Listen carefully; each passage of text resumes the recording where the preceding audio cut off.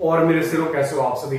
मैं आपका दोस्त मैथ्स में चंद्र पांडे इंडिया का आपका अपना इंस्टीट्यूट एसडी कैरी इंस्टीट्यूट में आप सभी का स्वागत करता हूं। तो कैसे हो मेरे सिरों आप सभी। आशा करता हूं बिल्कुल बेटा आप बिल्कुल ही बेहतरीन बिल्कुल ही चकाचक हो। बेटा मैं भी आपके सामने उपस्थित बेटा मैं भी बिल्कुल चकाचक बिल्कुल बिंदास हूं। आप सोच रहे होंगे सर जी आपने बहुत ज्यादा दिन को गैप कर दिया बेसिकली। तो बेटा हाँ कुछ चीजें थी इस करके मैं बेटा गांव पे शिफ्ट हो गया था और गांव से मैं बाहर भी नहीं आ पाया हूँ बट बहुत चीजें आपस में एक्सटेंड हो गई थी, जंप हो गई थी। तो बेटा उस जंप को अपन को क्या करना है, उसको क्लियर करना है। तो बेटा आज से हम अपनी क्लास को लेक्चर स्टार्ट करेंगे और अब गैप नहीं होगा। अब जो काम था वो हमने सारा काम निपटा रखा है, जो भी घर पे काम था वो सारा काम हमने निपटा रखा है और अब बिल्कुल क्लास में गैप नहीं होगी और एक एक करके हर एक चीज को अपने कवर करने की कोशिश करेंगे। तो जो अपने पास जो पहला कंडीशन था, जो पहला टॉपिक था वो अपना था ट्रिगोनोमेट्रिक इक्वेशन।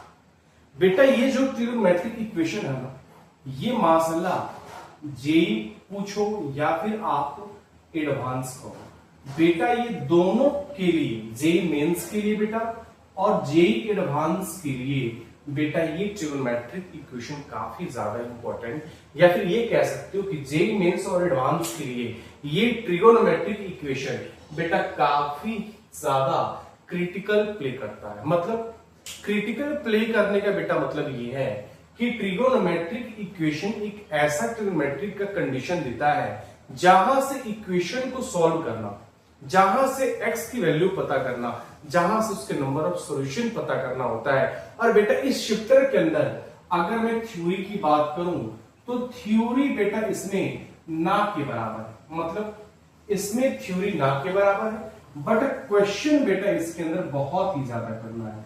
मतलब क्वेश्चंस ऑफ नंबर ज्यादा है और थ्योरी इसके अंदर कम है। मतलब इसमें दो चीजें पता करने के लिए इस ट्रिगोनोमेट्रिक इक्वेशन जो है बेटा वो जेई मेंस और एडवांस के काफी क्रिटिकल रोल प्ले करेगा और ये बेटा इसके अंदर थ्योरी बहुत ही ना के बराबर है। मतलब थ्योरी इसके ज्यादा है ही नहीं, ज्यादा इसमें क्वेश्चंस है, प्रॉब्लम्स है, उसको बेटा मुझे सॉल्व करना पड़ेगा।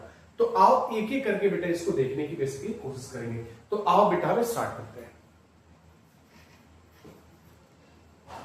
इसको जरा एक बार क्लियर करते हैं। तो बेटा जी अगर ट्रिगोनोमेट्रिक इक्वेशन की बात करी जाए तो बेटा ट्रिगोनोमेट्रिक का मतलब ये समझ में आता है कि सर ट्रिगोनोमेट्रिक का जैसे नाम आता है सर मुझे एक साइन थीटा दिखता है, कॉस थीटा दिखता है और इनडायरेक्टली बेटा अपने पास एक tan थीटा दिखता है। मतलब इस ट्रिगोनोमेट्रिक इक्वेशन के अंदर बेटा sine theta, cos theta, tan theta या फिर कोसेकेंट थीटा, सेकेंट थीटा और कॉट थीटा के बारे में मुझे पढ़नी है। बट ये इक्वेशन क्या है? तो बेटा कहने का मतलब ये, इक्वेशन का मतलब ये है कि एक साइड बेटा आपका टी रेशियो होगा, टी रेशियो मतलब sine theta, cos theta, tan theta, और यहां पे आपके पास कोई ना कोई एक ऐसा चीज होगा जो टी रेशियो और उस चीज को बेटा ये इक्वल साइन के साथ क्या करता होगा, सेपरेट करता होगा। या फिर अगर ऐसा कहूं कि जो भी आपका टी रेशियो होगा उस टी रेशियो और उस वैल्यू को जो भी आपको दे रखा रहेगा उन दोनों को बेटा इक्वल साइन के साथ वो क्या कर रहा होगा, सेपरेट कर रहा होगा। तो अगर ऐसी कोई चीज जो बेटा इक्वल साइन के साथ उन दोनों को बेटा दो चीज में कन्वर्ट कर देगा, टी रेशियो बेटा अगर इक्वल आ जाए तो ये एलएचएस का काम करेगा और ये जो चीज है बेटा वो इनडायरेक्टली अपने पास एक आरएचएस का काम करेगा।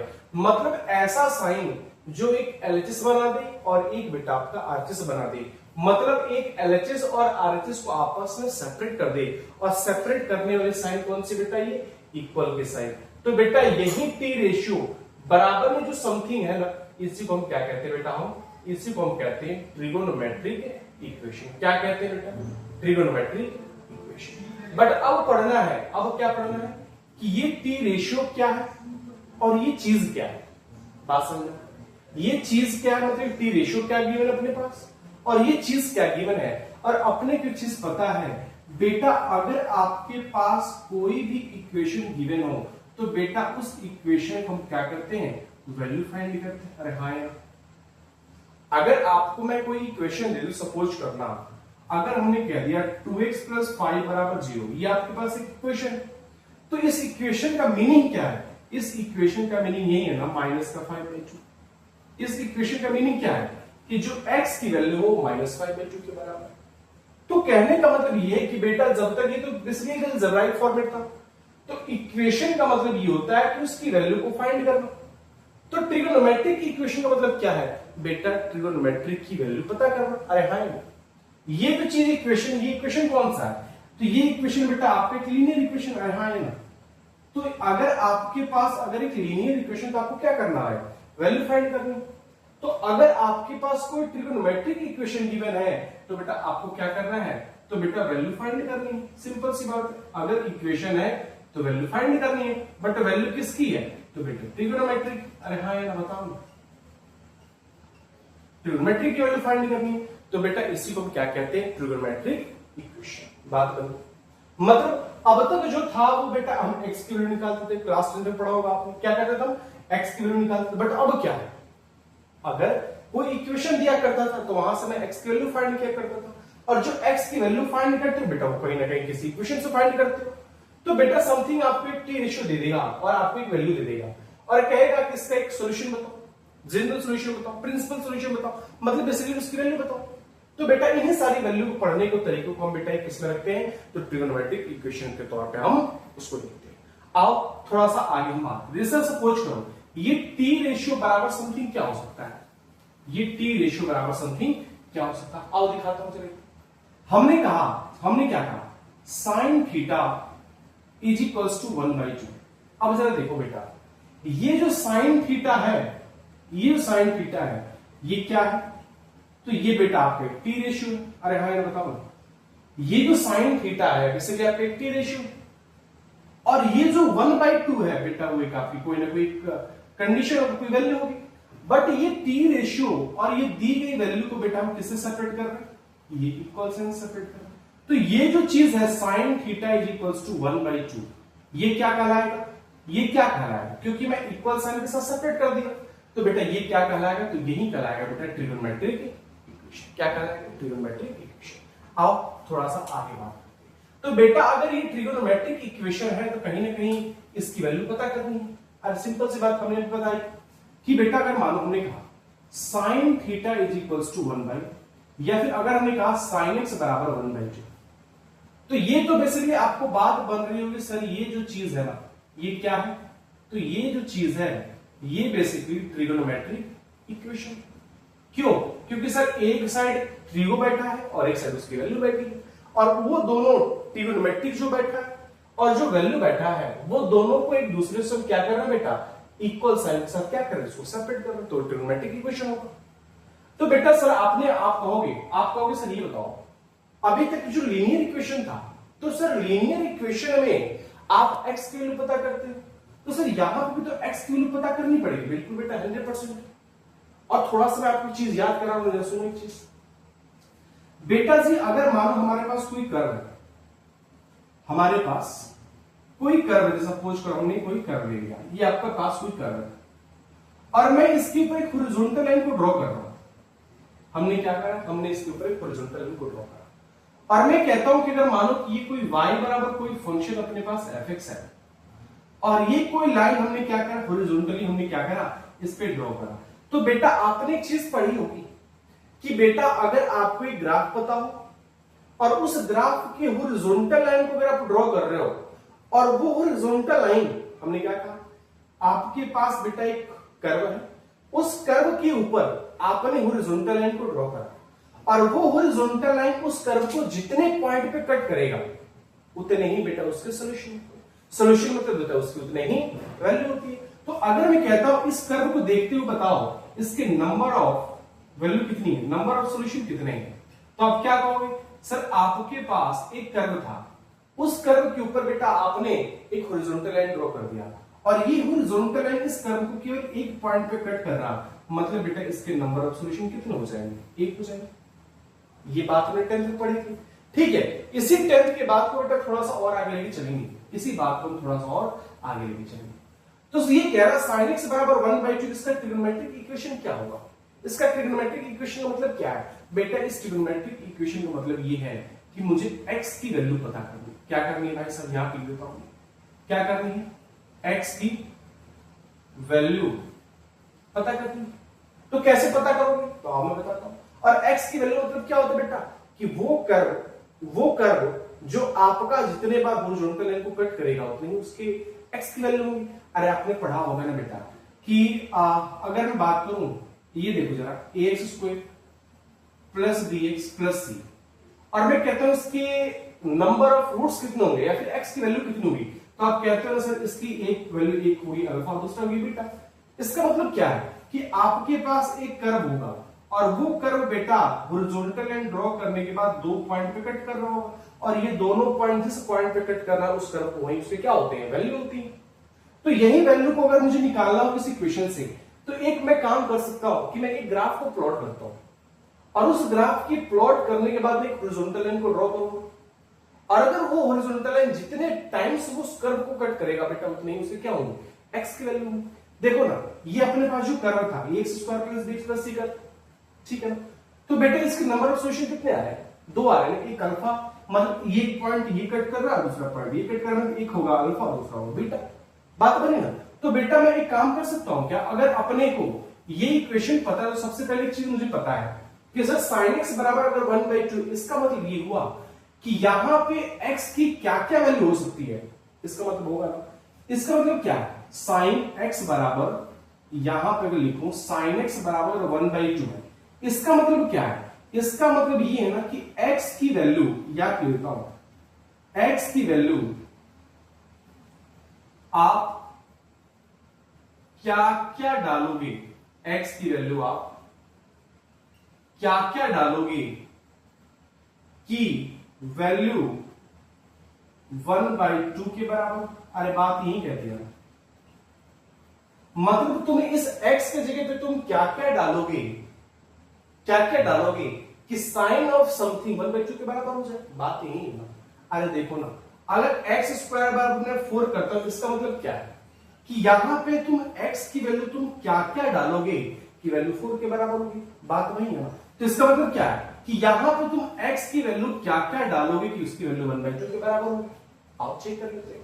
तो मुझे एक चीज पता है कि अगर ये sin x है तो sin x का कुछ बेटा जी ग्राफ कुछ ऐसे दिखता है, अगर आपको पता बताइए कैसे होता है, ऐसे होता है, थोड़ा सा और अच्छे से ग्राफ बना प्लॉट कर देते इसका। डेस्मोस पे मैंने दिखाया था आपको, एक बहुत ही बेहतरीन तरीकों से मैं दिखाया था, बट कोई ना इस पे फिगर बना के मैं दिखा दे रहा हूं, देखिए इसको। कुछ ऐसे ग्राफ होता है, कुछ ऐसे ग्राफ होता है साइंस का, और ये चीज ऐसे इधर भी जाती है इधर भी जाती है, तो कोई दिक्कत नहीं। कुछ साइंस ग्राफ हो गया, तो आपने साइंस ग्राफ प्लॉट कर दिया और इसकी वैल्यू किसके बराबर है, 1/2 के बराबर है। तो इस ग्राफ के ऊपर 1/2 की वैल्यू प्लॉट करो, इस पे 1/2 की वैल्यू प्लॉट करो। जब 1/2 की वैल्यू को प्लॉट करोगे तो 1/2 की वैल्यू कैसे आएगी, कुछ देखने में ऐसे ही आएगी। ये जो ग्राफ है, ये वाला जो ग्राफ किसका है, साइन एक्स का, और ये 1/2 का ग्राफ एक एक्स्ट्रा लेन देगा 0.5 देगा। अब अगर चेक करो इस कर्व को कितने टाइम्स कट कर रहा है, ये 1/2 1 टाइम्स 2 टाइम्स 3 4 5, मतलब ये तो बहुत आगे तक जाएगा।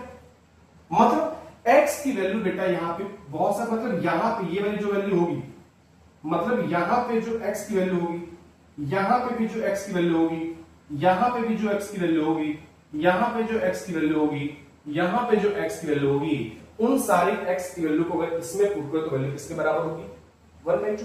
मतलब इसके ट्रिग्नोमेट्रिक इक्वेशन की इनफिनिटी वैल्यू होगी, इनफाइनाइट वैल्यू,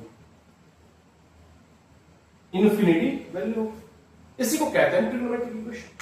बात नहीं, मतलब बहुत सारे ऐसी वैल्यू होंगी जो यहां पे x की वैल्यू को सब्स्टिट्यूट करोगे ना, उसकी वैल्यू किसके बराबर होगी, 1/2। और तुम देख पा रहे हो कि जितने बार वो हॉरिजॉन्टल है उस कर्व को कट करेगी बेटा, उतने ही उसके क्या होंगे, वैल्यू पुट करने के बाद उसके रिजल्ट के बराबर होगा, दैट मींस उसका सॉल्यूशन होगी।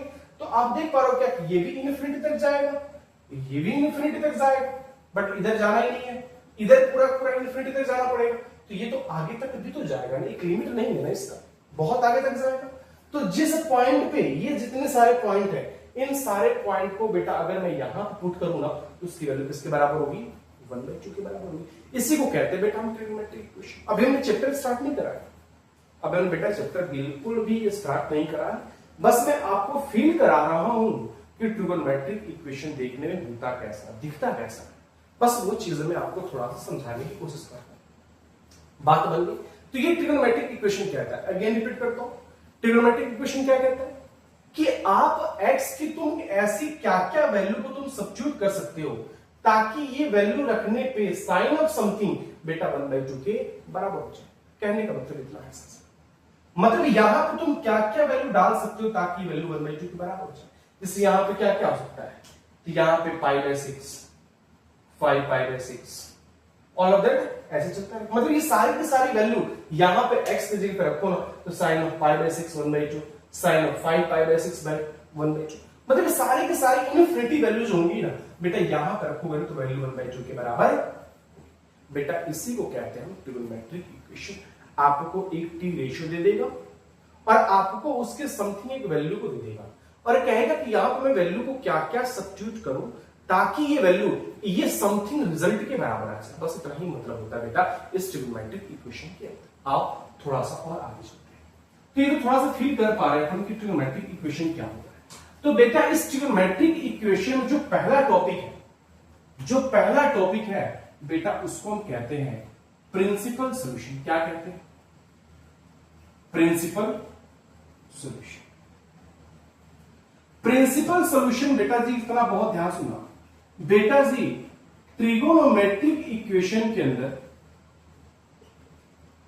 ट्रिगोनोमेट्रिक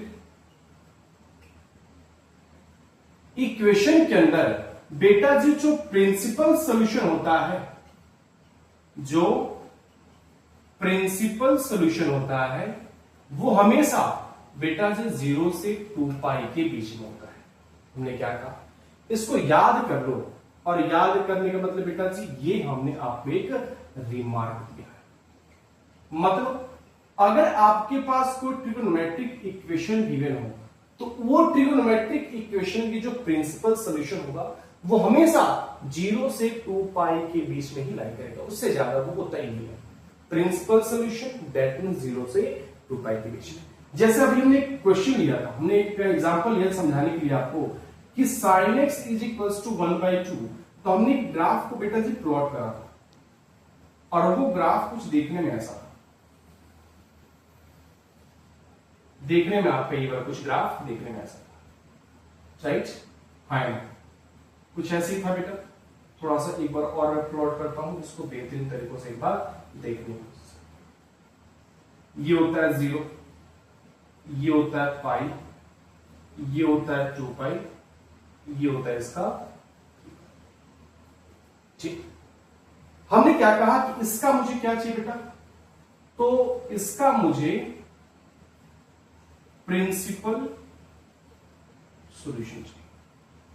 इसका मुझे क्या चाहिए, तो इसका मुझे प्रिंसिपल सॉल्यूशन चाहिए।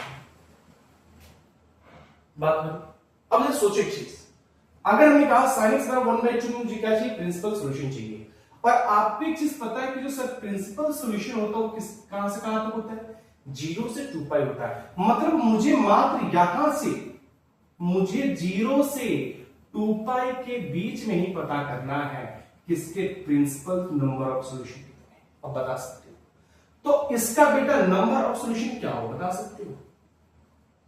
इसके नंबर ऑफ सॉल्यूशन क्या होंगे? जब तक हमने बेटा प्रिंसिपल सॉल्यूशन की बात नहीं करी थी तब तक ये इनफिनिटी टर्म्स पे ये आपका हॉरिजॉन्टल लाइन कट कर रहा था, यहां पे कट कर रहा था, यहां पे कट कर रहा था, यहां पे कट कर रहा था, और इनफिनिटी तक कट कर रहा था। बट जैसे हमने कहा कि इसका प्रिंसिपल सॉल्यूशन क्या होगा, तो आपके दिमाग में एक चीज चमकना चाहिए कि बेटा जी जो प्रिंसिपल सॉल्यूशन होता है वो हमेशा 0 से 2π के ही बीच में होता है। मतलब उससे ज्यादा और कम नहीं होता, मतलब वो 0 से स्टार्ट होगा और 2π के बीच के ही अंदर रहेगा, उसके बाहर जाने वाली कोई बात है ही नहीं। तो अगर मैं कहता हूं sin x बराबर 1/2 का प्रिंसिपल सॉल्यूशन में नंबर ऑफ सॉल्यूशन कितने हैं, तो बेटा सिंपल सा आपने क्या करा, ग्राफ को प्लॉट कर दिया, आपने हॉरिजॉन्टल लाइन को ड्रॉ करा और चेक कर पा रहा कि 0 से 2π के बीच में एक कट यहां पे आ रहा, दूसरा कट यहां पे आ रहा और तीसरा कट 2π के बाद आ रहा। मतलब टोटल नंबर ऑफ सॉल्यूशन कितने हैं बेटा जी, 2। तो बेटा यही क्या हो जाएगा, इसका प्रिंसिपल सॉल्यूशन हो जाएगा। बात बनी, मतलब प्रिंसिपल सॉल्यूशन कितने आ जाएंगे, केवल दो। मतलब एक यहां पे कट कर रहा है इसका पॉइंट, एक पॉइंट यहां पे कट कर रहा दूसरा पॉइंट इसका यहां पे कट करेगा। तो ये दोनों के दोनों पॉइंट बेटा नंबर ऑफ सॉल्यूशन के तौर पे काउंट करे जाएंगे। क्या यहां तक बात बोली? तो प्रिंसिपल सॉल्यूशन का मतलब क्या होता है बेटा जी? प्रिंसिपल सॉल्यूशन का मतलब होता है कि ऐसी वैल्यू, अभी मैं अपना एक तरीका बताऊंगा, मेरा तरीका बेटा यूज कर लेना, जिंदगी में हसीन जिंदगी जियोगे, हकीकत बोल रहा हूं, हसीन जिंदगी जियोगे। मैं भी एक तरीका बताऊंगा, बट अभी एल्गोरिथम से चलते हैं। हमने आपको एक वैल्यू दी है और मैंने कहा कि इसकी प्रिंसिपल सॉल्यूशन बताओ। तो प्रिंसिपल सॉल्यूशन का मतलब भाड़ में जाए, आपको ये पता करना पड़ेगा कि प्रिंसिपल सॉल्यूशन का मतलब ही होता है कि जो भी वैल्यू होगी वो 0 से 2 पाई के बेटा बीच में ही होगी, इससे ज्यादा नहीं होगा और इससे कम नहीं होगा। तो जैसे sin x बराबर 1/2 आया, सबसे पहले हमने sin x की वैल्यू, sin x का ग्राफ ड्रॉ कर लिया और दूसरा हमने 1/2 के ग्राफ को प्लॉट कर दिया, और मुझे पता चला सॉल्यूशन का मतलब ये होता है कि वो कर्व को हॉरिजॉन्टल लाइन जितने बार कट करेगी उतने ही उसके नंबर ऑफ सॉल्यूशन होते हैं। बट वो जो नंबर ऑफ सॉल्यूशन पता करना है वो 0 से 2 पाई के बीच में पता करना है, क्योंकि ये मुझे प्रिंसिपल सॉल्यूशन की बात कर रहा। तो 0 से 2 पाई के बीच में मैं चेक कर पा रहा हूं कि एक पॉइंट यहां पे कट कर रहा और दूसरा पॉइंट यहां पे कट कर रहा। दैट मींस बेटा नंबर ऑफ सॉल्यूशन कितने हो जाएंगे इसके? 2। बस बात तो इतना ही करता प्रिंसिपल सॉल्यूशन। क्या कोई दिक्कत है? अरे हाँ यार बताओगे? नहीं है, पक्की बात, कोई दिक्कत तकलीफ दुविधा। बट अगर ये कहता है कि भाई साहब नहीं चीज बताओ ये किस किस पॉइंट पे इसका नंबर ऑफ सॉल्यूशन है, तो उसके लिए बेटा एक तरीका होता है, जैसे यहां पे क्या आ जाएगा, एक तो बेटा जी π/6 और दूसरा यहां पे एक बात क्या है 5/6। कैसे पता है ना? अरे पाई से छोटा है तो पाई माइनस थीटा, एक तो π/6 पे 1/2 देगा और दूसरा बेटा पाई माइनस π/6 तो 5/6। तो एक तो 5π/6 पे आएगा और एक बेटा जी π/6 पे आएगा। मतलब प्रिंसिपल सॉल्यूशन दो कौन कौन से बेटा? तो एक π/6 और दूसरा बेटा 5π/6। बस बात बन। ये तो एक प्रॉपर मेथड था जो कि मैंने आपको बताया, और मैं अब अपना तरीका बताने जा रहा हूं, इसको बेटा अपने जेब में पकड़ लेना। बात बनी?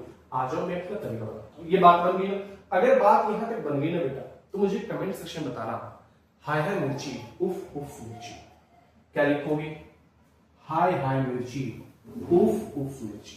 बेटा जी अब मैं अपना मेथड बता रहा हूं, इस मेथड को हमेशा याद कर लेना, कहीं पे भी बेटा जी दिक्कत नहीं आने वाली। ये कौन सा तरीका है? तो अपना तरीका है, और अपने तरीकों को अपन कैसे कहते हैं? हैशटैग एक हैशटैग, हैशटैग एक हैशटैग। बस बात ठीक। किसकी बात करेंगे? तो सेम बेटा जी किसकी बात करेंगे हम? Principal solution. किसकी बात करेंगे? Principal solution. कैसे पता करोगे? आप समझते हैं। इसके कुछ स्टेप है बेटा। स्टेप फर्स्ट, स्टेप फर्स्ट बेटा जी सबसे पहले आपको एक टी रेशियो गिवन होगा,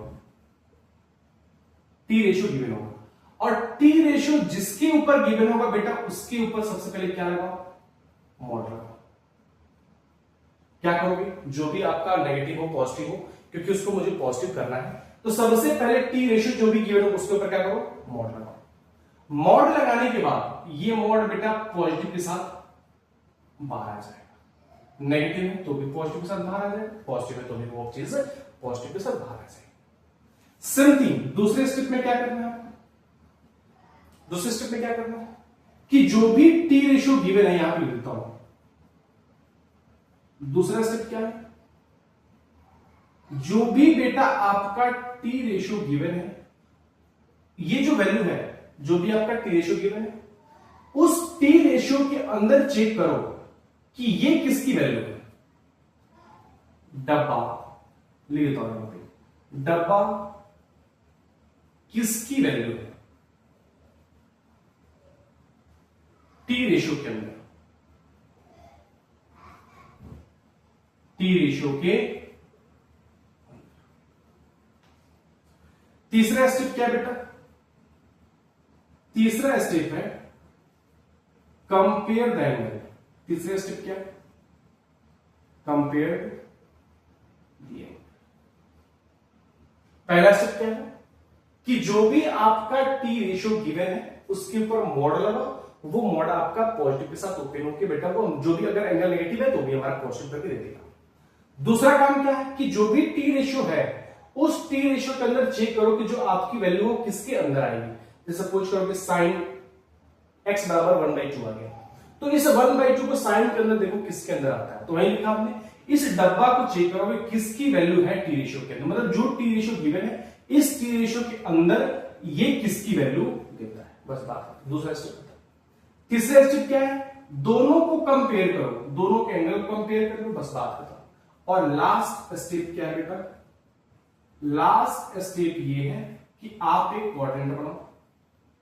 क्वाड्रेंट बनाओ, ये क्या होता है, ऑल पॉजिटिव, इसमें क्या होता है साइन कोसेकेंट, इसमें क्या होता है tan cot, और इसमें क्या होता है बेटा cos।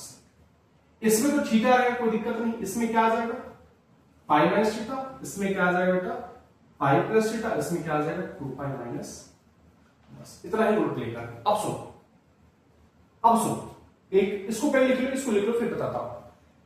चौथा स्टेप क्या है, चौथा स्टेप मोस्ट इंपोर्टेंट, इसको एक बार सुन लो। क्वाड्रेंट बनाओ, ठीक।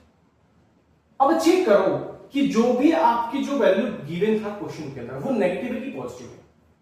अगर नेगेटिव है, जैसे मानो अगर मानो यहां पे साइन थीटा नेगेटिव था, जैसे एग्जांपल ले लेता हूं अपन, यहां पे एग्जांपल समझते हैं। सपोज करो कि साइन x बराबर माइनस का 1/2, क्वेश्चन ले लिया, मुझे प्रिंसिपल सॉल्यूशन निकालना। सबसे पहला काम क्या है, मैं ग्राफ प्लॉट नहीं करूंगा क्योंकि पता नहीं कहां पे 5/6 कहां पे 2/, ये आपसे कोई दिक्कत होगी, तरीका मेरा अपना लो बस।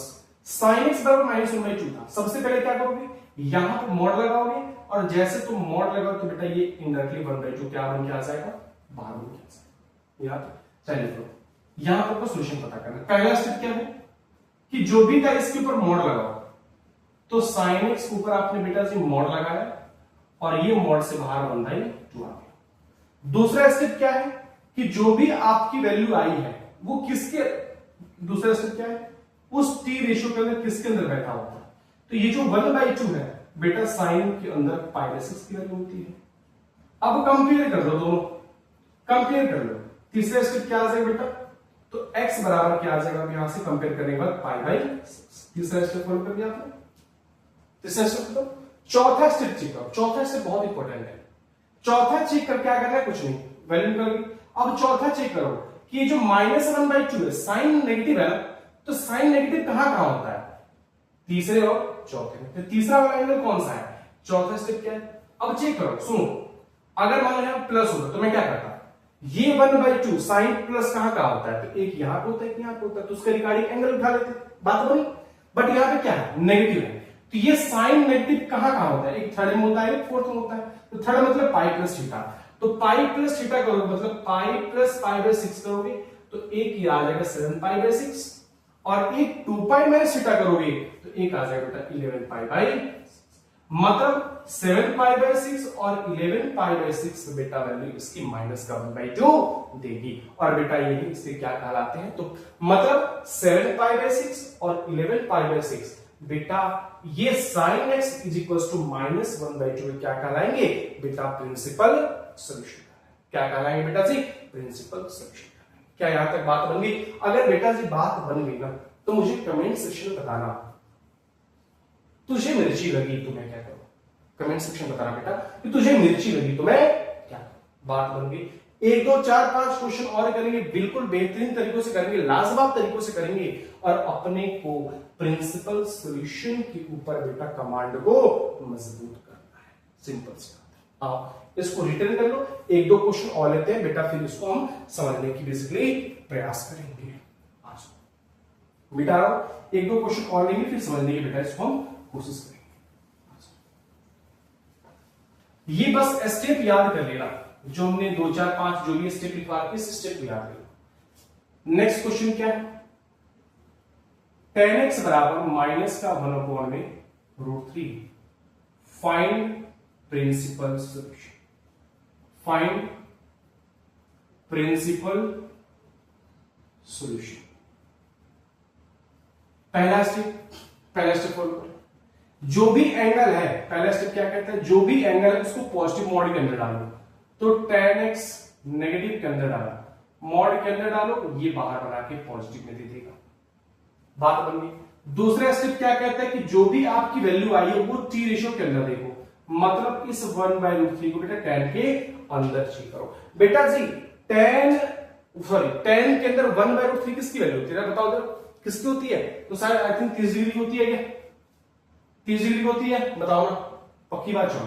तो tan π/6। एंगल कंपेयर करो, तीसरा स्टेप क्या था? एंगल कंपेयर करो, x की वैल्यू क्या आ जाएगी यहां से? π/6। अब क्या बनाओ? चौथा स्टेप क्या कहता है? कोऑर्डिनेट बताओ। कोऑर्डिनेट क्या कहता है? ये देता है थीटा, ये देता है π-θ, ये देता है π+θ और ये देता है 2π-θ। अब चेक करो कि tan नेगेटिव कहां का होता है, ये क्योंकि नेगेटिव है। अब इसको देखो, चौथे स्टेप में इसको देखो, tan नेगेटिव कहां का होता है? तो बेटा tan नेगेटिव एक तो सेकंड क्वाड्रेंट में होता है और एक आपका फोर्थ क्वाड्रेंट में होता है। मतलब इसके दो सॉल्यूशन कौन कौन से आएंगे? एक तो आएगा π-θ, दैट मींस π-π/6, एक आ जाएगा 5π/6 और दूसरा बेटा फोर्थ क्वाड्रेंट 2π-θ, इसका मतलब 2π- का π/6, तो एक आ जाएगा बेटा 11π/6। मतलब tan x माइनस का 1/√3 का जो प्रिंसिपल सॉल्यूशन है, प्रिंसिपल सॉल्यूशन क्या क्या है? तो एक तो बेटा 5π/6 और एक बेटा जी 11π/6। बस बात। क्या बेटा जी कोई दिक्कत है? हाँ या ना? लाजवाब, बेहतरीन, खूबसूरत, लाजवाब। अगेन समझाता हूं, tan x माइनस का 1/√3 था, आपको क्या निकालना था बेटा? प्रिंसिपल सॉल्यूशन निकालना था। हमने क्या कहा? पहला स्टेप, हमेशा जो भी दे रखा है उसको मॉड के अंदर डालो, क्योंकि नेगेटिव है तो वो पॉजिटिव डालना है, बस बात खत्म। दूसरा स्टेप है कि जो भी मॉड के बाहर आया है उसको उसी टी रेशियो के अंदर देखो। तो मुझे पता चला कि जो 1/√3 है ना, ये 30 डिग्री की वैल्यू होती है, तो हमने क्या कह दिया? π/6 कह दिया। tan π/6 मतलब 1/√3। एंगल को कंपेयर कर ले तो x की वैल्यू π/6 आ गई, मतलब इसकी थीटा की वैल्यू π/6 आ गई। चौथा स्टेप क्या है? अब चेक करो ये नेगेटिव कहां कहां होता है? तो बेटा एक नेगेटिव तो सेकंड क्वाड्रेंट में tan नेगेटिव होता है, क्योंकि पहले साइन कोसेक पॉजिटिव होता है, और एक चौथे में होता है जहां पे कोसेक पॉजिटिव होता है। तो ये दो में ये आपका tan क्या होता है? नेगेटिव होता है। अब सुनो ना बेटा जी, अगर यहां पे प्लस होता तो मैं क्या करता? प्लस होता तो मैं क्या देखता कि ये tan प्लस कहां का, मतलब tan पॉजिटिव कहां का होता है? तो एक पहले में होता है, तीसरे में होता है, तो ये वाला मैं एंगल उठा लेता। बट यहां पे क्या था? माइनस, तो tan नेगेटिव कहां का होता है? तो एक सेकंड में होता है बेटा और एक फोर्थ में होता है। सेकंड मतलब π-θ, थीटा मतलब π/6, तो आ गया 5π/6। चौथा 2π-θ, 2π- मतलब 11π/6। मतलब tan x बराबर माइनस का 1/√3 कि बेटा प्रिंसिपल सॉल्यूशन दो आएंगे, एक 5π/6 और दूसरा बेटा 11π/6। बात बन गई क्या बेटा? अगर बन गई तो क्या मैं इसको मिटा सकता हूं? और बताओगे क्या? बिल्कुल सर, कैसी बातें करो सर, मिटा दो बेटा जी, मैं मिटा दे रहा हूं, सुनो। और एक क्वेश्चन मैं दे रहा हूं या फिर एक क्वेश्चन मैं खुद अगेन बता रहा हूं, रिपीट कर रहा हूं, इसको एक बार देखो, देन इसके आगे क्वेश्चन बेटा मैं आपको दूंगा बनाने के लिए। सपोज करो हमने दिया cos x इज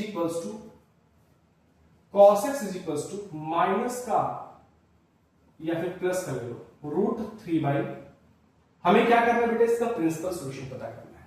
सबसे पहला स्टेप क्या है? स्टेप फर्स्ट बेटा जी, जो भी आपकी cos x की वैल्यू दे रखी है उसको मॉड के अंदर बंद करो, बाहर क्या आ जाएगा? √3/। दूसरा स्टेप क्या है कि जो भी आपकी वैल्यू आई है उस वैल्यू को cos के अंदर देखो, तो cos में √3/2 किसकी वैल्यू होती है? तो π/6 की। ठीक। तीसरा स्टेप क्या है? एंगल को कंपेयर करो, एंगल को कंपेयर करो तो x की क्या आ जाएगी बेटा जी? 5/6। चौथा स्टेप क्या है? सब क्वाड्रेंट बना दो। तो जब क्वाड्रेंट बनाओगे बेटा, ये रहा थीटा, ये रहा π-θ, ये रहा π+θ और ये रहा अपना 2π-θ। अब देखो cos पॉजिटिव कहां कहां होता है? तो cos पॉजिटिव एक तो फर्स्ट क्वाड्रेंट में होता है और एक आपका फोर्थ क्वाड्रेंट में होता है। ले लो, तो एक तो फर्स्ट क्वाड्रेंट में आएगा तो थीटा मतलब डायरेक्टली π/6, और एक फोर्थ में होता है तो फोर्थ में क्या होगा? 2π-θ, और 2π-θ मतलब क्या बेटा जी? 2π-π/6, ये आ जाएगा 11π/6। मतलब बेटा cos x is equal to √3/2 के बेटा दो प्रिंसिपल सॉल्यूशन है, एक π/6 और एक बेटा जी 11 pi by 6, that is your answer. बस इतना ही करना होता है, कुछ नहीं। ये बेटा जी अपना तरीका है, बहुत ही लाजवाब तरीका है, करना चाहो बेटा जी कर सकते हो। या फिर एज यूजुअल ग्राफ प्लॉट करने की कोशिश करोगे तो बेटा वो चीजें आपका ग्राफ से भी हो जाएगा, बट ग्राफ से करोगे तो थोड़ा सा तामझाम आएगा, बट अपने को तामझाम पसंद नहीं है।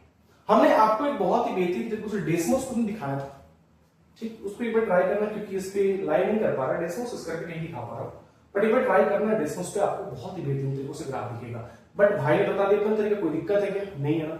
तो अगर नहीं तो बेटा कमेंट सेक्शन में ओके की रिपोर्ट डाल देना सर कोई दिक्कत नहीं सर, बेहद बहुत ही बेहतरीन तरीके से चीजें दिमाग के अंदर बैठ गई, बात बनी। अगर बन गई तो 2-3-4 क्वेश्चन देता हूं बेटा, उसको बहुत ही बेहतरीन तरीकों से बेचारा मुझे कमेंट सेक्शन में आप बताओगे इसका आंसर क्या क्या आएगा। मतलब 2 क्वेश्चन देता हूं, एक क्वेश्चन 2 क्वेश्चन दूंगा, और दोनों के दोनों क्वेश्चन बेटा मेरे को कमेंट सेक्शन में बताना कि इसकी वैल्यू किसके बराबर होगी। cot x is equals to √3, find principal solution, find principal solution। दूसरा cosec x is equals to -2, find principal solution, find principal solution। तीसरा ले लेना sin x बराबर माइनस का √3/2, find principal solution. Next cos x is equals to -1/√2, find principal solution. And last tan x is equals to -√3, find principal solution, find principal solution। ये पांचों के पांचों question बेटा जी मुझे कमेंट सेक्शन में इसका आंसर चाहिए। एक बार फटाक से इसको लिख डालो, तब तक थोड़ा सा पानी पी लेता हूं।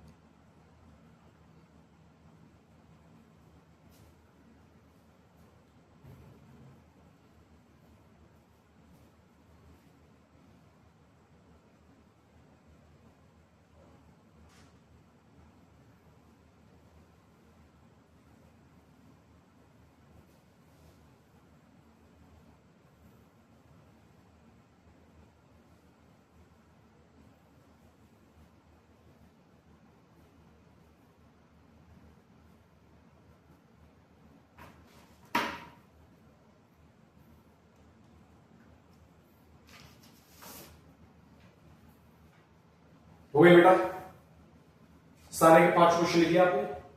मेरे को बेटा एक कमेंट सेक्शन बताना है इसका आंसर। इसका आंसर मेरे को बेटा जी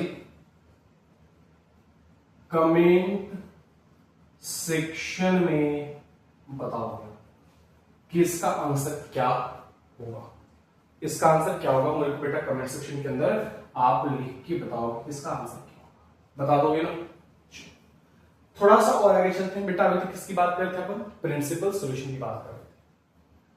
थोड़ा सा और आगे चलेंगे, और आगे चलने का मतलब बेटा बहुत ही लाजवाब चीज पढ़ने वाले अपन, नो डाउट, कोई दिक्कत की बात नहीं है। बट इसको जो चीज बताने जा रहा हूं ना बेटा, इसको अपने दिमाग के अंदर डाल लेना, क्योंकि जब तक इस चीज को याद नहीं करोगे ना तब तक नहीं होने वाला। तो बेटा जी अपना ये रहा प्रिंसिपल सॉल्यूशन के बारे में कुछ जानकारी हमने लिया था, उस चीज को हमने क्या करा एक बार बहुत ही बेहतरीन तरीके से हमने इस चीज को देख लिया।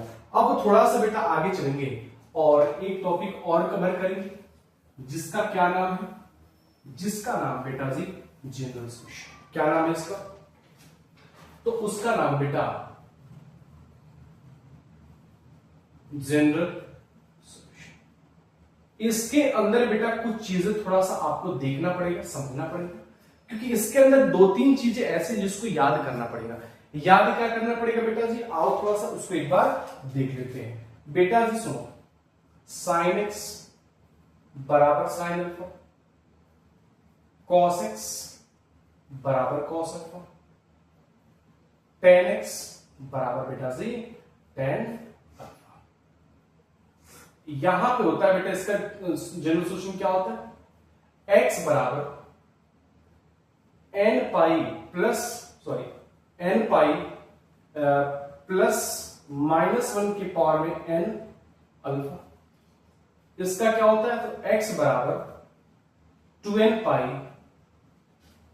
पाई प्लस माइनस अल्फा, और इसका x क्या होता है बेटा जी, तो होता है इसका n पाई प्लस अल्फा।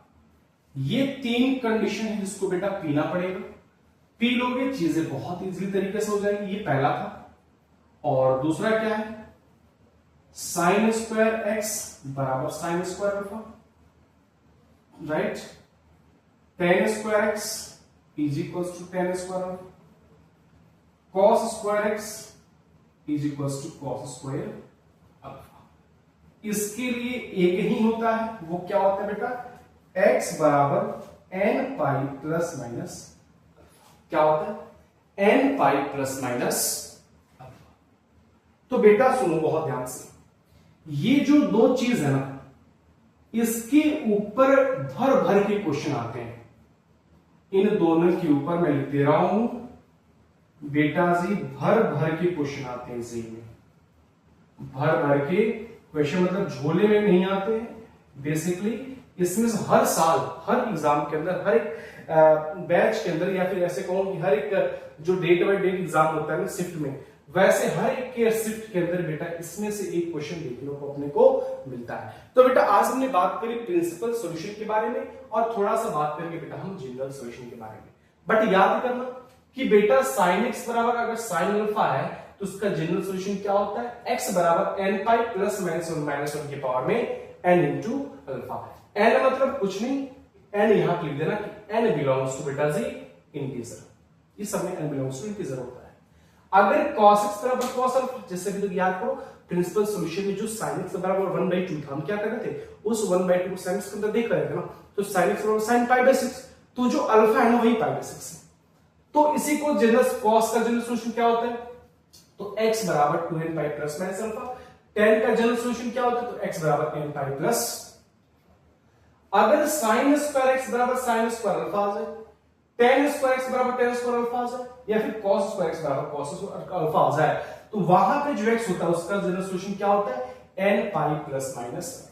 इसके ऊपर बेटा हम कल बहुत ही बेहतरीन तरीके से क्वेश्चन करेंगे, इसको और ब्रीफली समझेंगे। बट आज की आपका एक टास्क है कि जो हमने आपको होमवर्क दिया, उस होमवर्क को आप बहुत ही बेहतरीन तरीके से याद कर लो, और ये जो जनरल सॉल्यूशन हमने लिखवा रखा है, इस जनरल सॉल्यूशन को बेटा जी आपको पीना पड़ेगा। नहीं पियोगे बेटा जी आपके जनरल सॉल्यूशन की एक भी क्वेश्चन आपसे नहीं होने वाले हैं। याद रखो, देखो अगर तुमको प्रिंसिपल सॉल्यूशन याद आ गया ना, तो बेटा ये जनरल सॉल्यूशन में तुम निकाल सकते हो। ट्राई करना, थोड़ा सा दिमाग लगाओगे ना, इसमें कुछ रखा नहीं है, जनरल सॉल्यूशन कुछ नहीं रखा है। अच्छा देखो, हमने अभी 2-4-5 क्वेश्चन कराई है ना, जो भी 2-3 क्वेश्चन कराई है वो क्वेश्चन, और जो हमने 4-5 क्वेश्चन आपको दिया है, उस क्वेश्चन को ट्राई करने की जनरल सॉल्यूशन बना लो।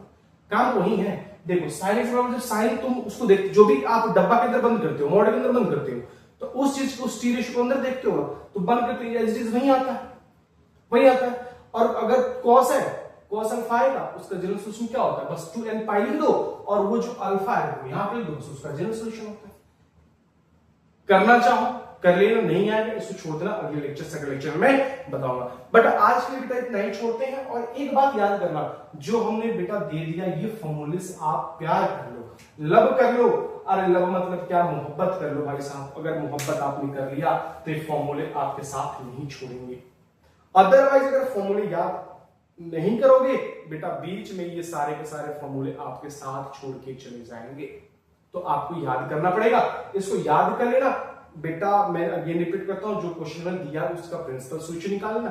अगर तुम थोड़ी कोशिश करोगे जनरल सॉल्यूशन में निकल के आ जाएगा। बट अगर मानो कि नहीं निकाल पा रहे हो, छोड़ देना, बट प्रिंसिपल सॉल्यूशन निकालना कल की क्लास में जिक्र करूंगा और एक एक बच्चों का मैं रिपोर्ट देखूंगा कि आपने कमेंट करा है या फिर नहीं करा है। तो बेटा आज की क्लास को यहीं पे रोकते हैं।